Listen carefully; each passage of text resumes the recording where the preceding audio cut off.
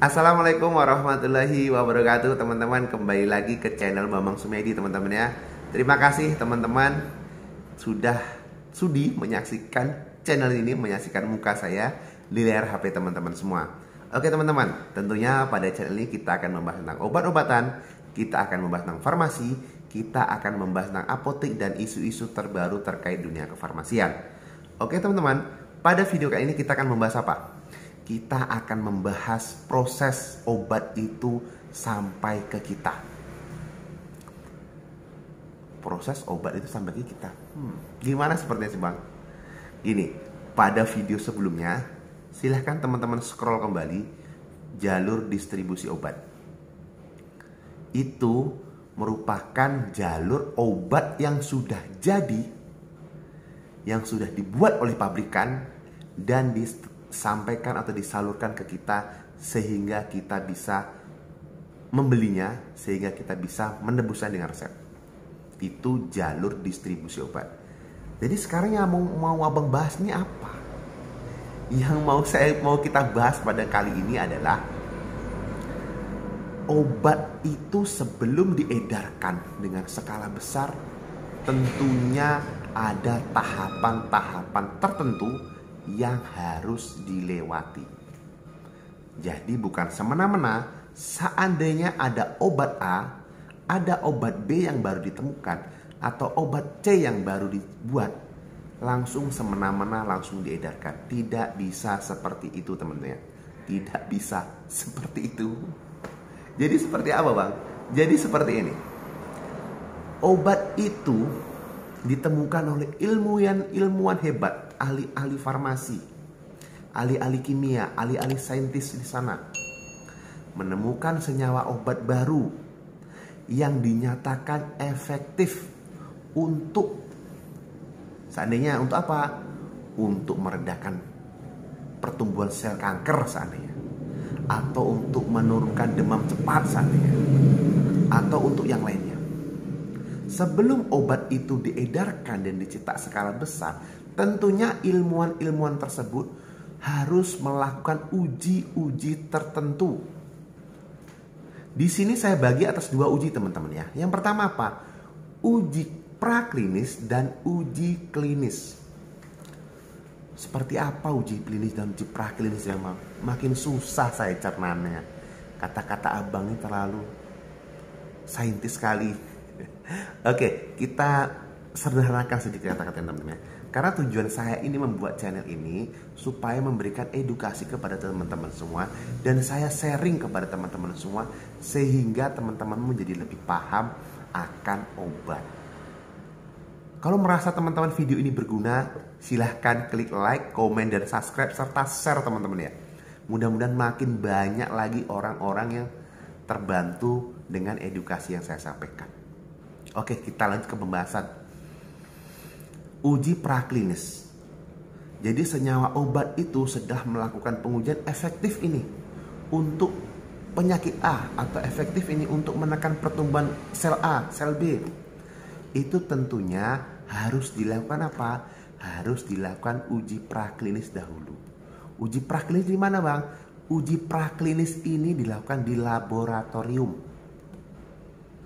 Pertama, senyawa murni diambil dengan melalui proses-proses tertentu, dilakukan uji praklinis.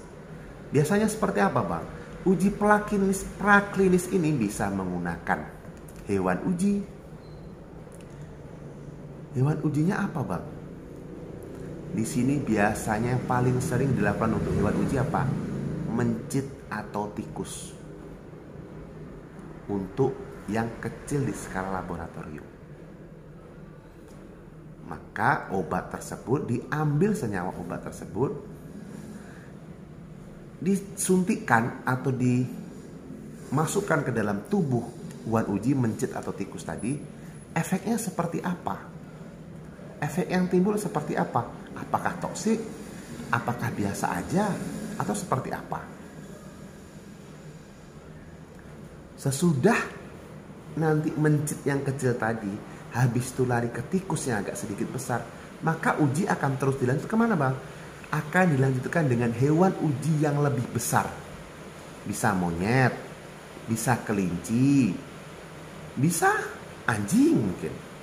Orang hutan bisa jadi. Karena anatomi hewan-hewan tersebut mirip dengan anatomi tubuh manusia.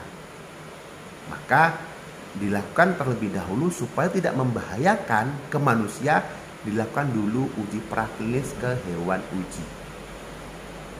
Setelah hewan uji itu dirasa pantas atau dirasa aman dan efek obat tersebut memiliki efek yang baik di hewan uji, maka dilakukan uji klinis. Uji klinisnya kemana bang? Uji klinisnya ke manusia. Mungkin teman-teman kalau ada dengar suara hujan teman-teman ya, ya emang lagi hujan teman-teman ya. Jadi mudah-mudahan suara saya tetap terdengar di sini teman-teman ya. Oke, kita lanjut uji klinis. Uji klinis itu ada 4 fase teman-teman ya. Fase 1, fase 2, fase 3, dan fase 4. Jadi dari awal itu obat itu diuji ke manusia, berbahaya atau tidak di manusia, menimbulkan efek yang seperti yang diharapkan atau tidak, efek toksiknya muncul atau tidak. Dan setelah itu fase keempat akan peneliti tadi dengan pihak-pihak terkait akan terus melakukan setelah obat itu diedarkan. Setelah obat itu diedarkan dengan skala kecil, mungkin ke kelompok masyarakat atau ke kelompok lingkungan sekitar, ada nggak efeknya seperti itu? Karena itu efeknya lebih random teman-teman. Dan nanti kalau sudah dirasa aman di fase keempat, baru obat ini akan dicetak skala besar dan akan diedarkan ke seluruh penjuru negeri. Jadi orang-orang yang diuji itu seperti apa bang? Tentunya orang-orang yang dijadikan uji ini atas efektivitas obat ini, ya orang-orang yang mau dengan bayaran tentunya. Karena resikonya kita tidak tahu. Mungkin di hewan coba mungkin aman, di manusia ya belum tentu efek toksik yang muncul atau efek aman-aman saja yang muncul. Jadi disinilah sebelum dilakukan diedarkan ke pasaran, otomatis di sini harus diuji coba dulu ke manusia. Jadi tidak semena-mena obat itu begitu bisa dilakukan, ditemukan menimbulkan efektivitas di labor, langsung bisa diedarkan ke masyarakat. Tidak bisa seperti itu. Kecuali dikatakan lain. Dikatakan lain apa bang? Katanya abang bilang tadi tidak bisa. Sekarang abang dikatakan lain. Dikatakan lain apa? Dikatakan lain bila terjadi keadaan darurat.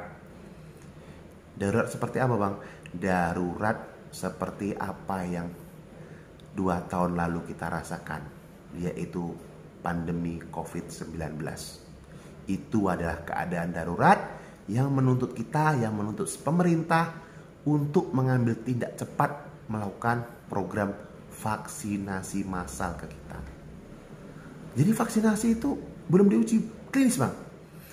Uji klinisnya ya mungkin sudah, tapi belum maksimal karena uji klinis tersebut harus